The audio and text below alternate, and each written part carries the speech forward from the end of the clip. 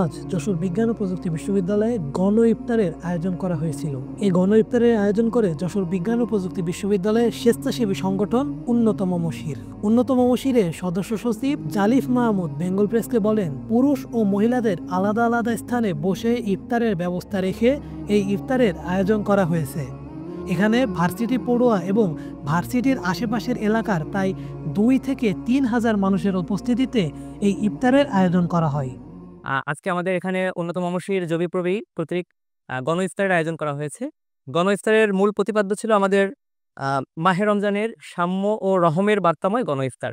আমরা মূলত গণ ইফতারের আয়োজন করেছি। এখানে প্রায় ৩,০০০ বা কাছাকাছি এরকম আসলে লোকজনের আশপাশে আমরা দেখতে পাচ্ছি যে এরকম হবে আনুমানিক। আমাদের অলরেডি এখানে দেখতে পাচ্ছি যে যারা বসে আছে এর বাইরে ফিমেল যে জোন আছে এখানেও আছে। তাছাড়া আমাদের আশপাশের যেই বিভিন্ন কর্মচারী কর্মকর্তা রয়েছেন, এছাড়া এলাকাবাসী বিভিন্ন ছোট, ছোট বাচ্চারাও এখানে ইফতারে শামিল হয়েছে। এটা অনেক আনন্দের একটা ব্যাপার আমাদের জন্য যে এরা আসলে দেখতে পাচ্ছে যে ইফতারের কত সৌন্দর্য। তো সবাই মিলে এরকম আমরা যশোরের বুকে একটা চমৎকার একটা আয়োজন আমরা করতে পেরেছি, যেটা সোসাইটিতে অনেক বড় একটা ইমপ্যাক্ট ফেলবে বলে আমাদের বিশ্বাস। তিনি আরও জানান, এই গণ ইফতারের মাধ্যমে বিশ্ববিদ্যালয়ের শিক্ষক এবং ছাত্রদের মাঝে এক অসাম্প্রদায়িক অটুট বন্ধন সৃষ্টি হবে। এখানে আমাদের সবাই হচ্ছে যে এখানে অংশগ্রহণ করেছে। এখানে ধনী গরিব নির্বিশেষে আমাদের বিশ্ববিদ্যালয়ের শিক্ষক মণ্ডলী, বিশ্ববিদ্যালয়ের প্রশাসন, শিক্ষার্থীবৃন্দ, এলাকার এলাকাবাসী, কর্মকর্তা, কর্মচারী সহ আমাদের সকল স্তরের আসলে জনমানুষ এখানে অংশগ্রহণ করেছে। এছাড়া আমরা এখানে মূলত যেই সাম্যের কনসেপ্টটা, যে ইফতার আমাদের মাঝে কি নিয়ে আসে, ইফতার আমাদের ধনী গরিব নির্বিশেষে সবার জন্য একটা সাম্যের শিক্ষা দেয়।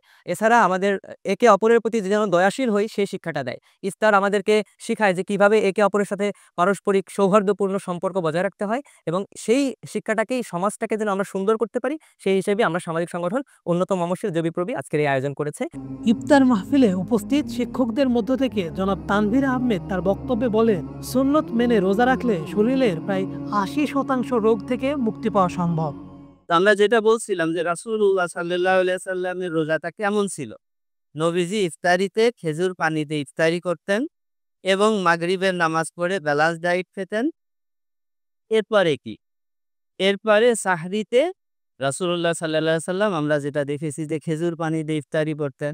আপনি যদি সাহরিতে ৫ টা খেজুর শুধু খান, এটা হজম হতে খুব বেশি হলে ০.৫ ঘন্টা লাগবে।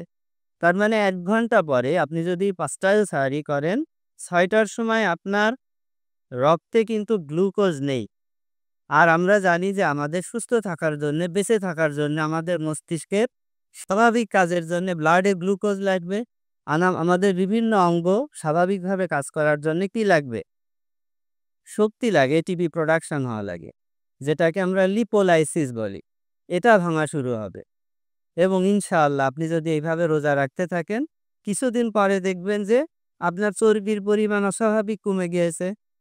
তাহলে রাসূল সাল্লাল্লাহু আলাইহি সাল্লাম রমজানের যে উপকারিতার কথা বলেছেন, সেটা যদি আপনি পেতে চান, নবীজি যেভাবে রোজা রেখেছেন সেভাবেই রোজা রাখতে হবে। সর্বশেষ যশোর বিজ্ঞান ও প্রযুক্তি বিশ্ববিদ্যালয়ের প্রক্টর ডক্টর ইঞ্জিনিয়ার জনাব আমজাদ হোসেন উন্নতম মশিরের প্রশংসা করে বলেন, তারা অনেক ভালো কাজ করছে। আজ বিশ্ববিদ্যালয়ের প্রাঙ্গণে একটা উৎসব পরিবেশের সৃষ্টি হয়েছে। যশোর বিজ্ঞান ও প্রযুক্তি বিশ্ববিদ্যালয়ের অন্যতম মসির এই যে গণ ইফতারের আয়োজন করেছে, এটা খুবই প্রশংসনীয় একটা উদ্যোগ, খুবই ভালো একটা উদ্যোগ। বিশ্ববিদ্যালয়ের বেশিরভাগ শিক্ষক, কর্মকর্তা, কর্মচারী এবং শিক্ষার্থীরা এটাকে সাধুবাদ জানিয়েছে। পার্সোনালি আমি এই উদ্যোগকে অত্যন্ত ভালোভাবে দেখি এবং সাধুবাদ জানাই। অনেক শিক্ষার্থী এখানে অংশগ্রহণ করছে, এবং এটা একটা মানে কি বলবো, অনেক বড় একটা ইভেন্ট। তারা শিক্ষার্থীরা বিভিন্ন শিক্ষকদের কাছ থেকে, কর্মকর্তা কর্মচারী স্পেশালি শিক্ষকদের কাছ থেকে বিভিন্ন পর্যায়ে সাহায্য সহযোগিতা পেয়েছে। তো আশা করি তাদের এই কার্যক্রমটা ভবিষ্যতে আরও ভালো হবে এবং আরও শিক্ষার্থীদের কল্যাণ বয়ে আনবে। Desk report, Bengal press.